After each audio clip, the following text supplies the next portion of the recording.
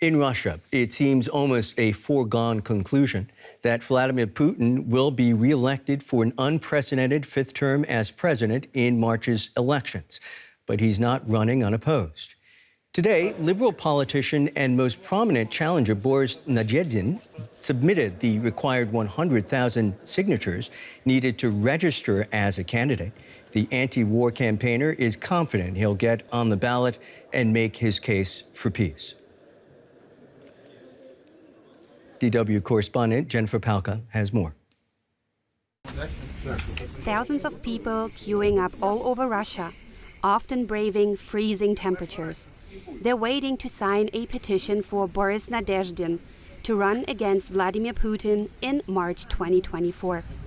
He is the only anti-war candidate actively calling for change in Russia.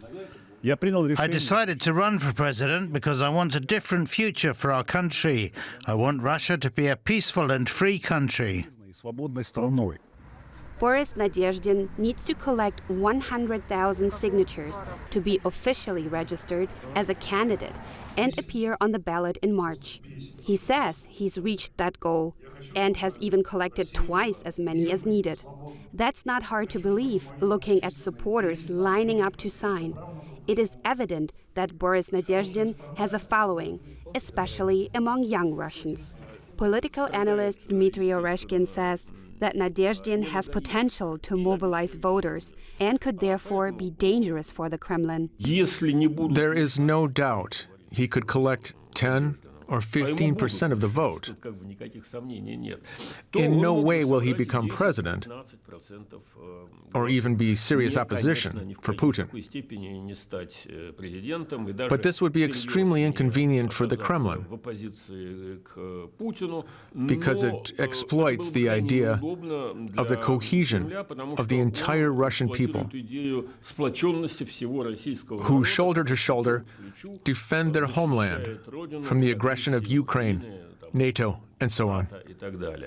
Nadezhdin also has the support of well-known opposition figures like Mikhail Khodorkovsky and the wife of Alexei Navalny, as well as Ekaterina Duntsova, who herself wanted to run for president, but was blocked by the Central Election Committee. Still, he has some critics, criticizing him for appearing in propaganda talk shows and calling the war in Ukraine special military operation.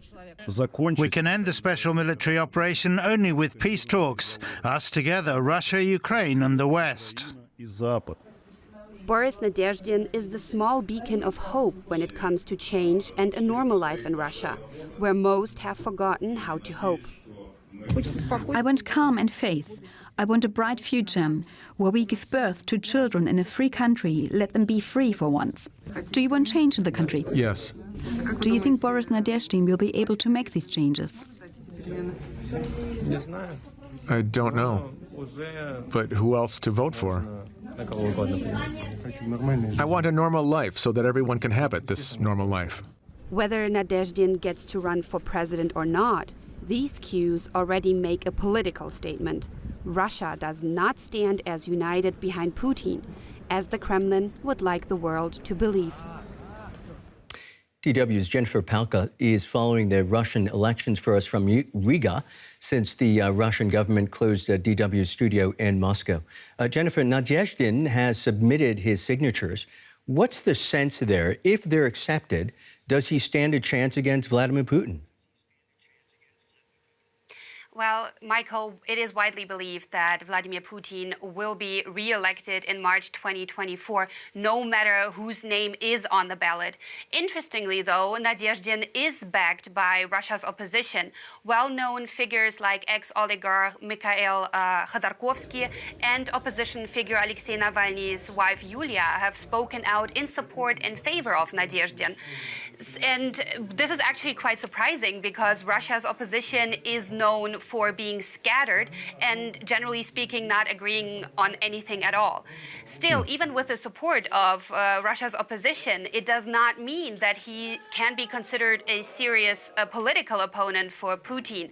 But we shouldn't underestimate his symbolic value, because as we have seen, he has gathered the masses, and thousands of people were standing in line to sign for him. And this outpour of support even Vladimir Putin didn't receive that. Suppose for a moment that he's blocked from registering as a candidate. What would that essentially mean for Russia's elections? Well, first of all, it would look kind of as a weakness for the Kremlin, because some might speculate that they are afraid of an anti-war candidate. So the Kremlin is in a situation where they have to weigh the pros for letting Boris Nadezhdin register against the cons. Putin is well aware that he cannot win these elections with, let's say, 90% of the votes. So it is imperative to have candidates to run against. And, Nadezhdin could be one of these candidates. Just to be clear here, Nadezhdin is not the only candidate running against Putin. What can you tell us about the others?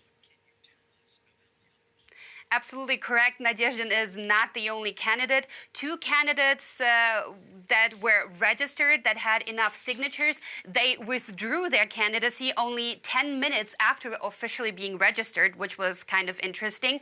And there are also two others, Leonid Slutsky from the Liberal Democratic Party and Nikolai Kharitonov from the Communist Party. This sounds as if they would be opposition parties against Russia's ruling party, United Russia.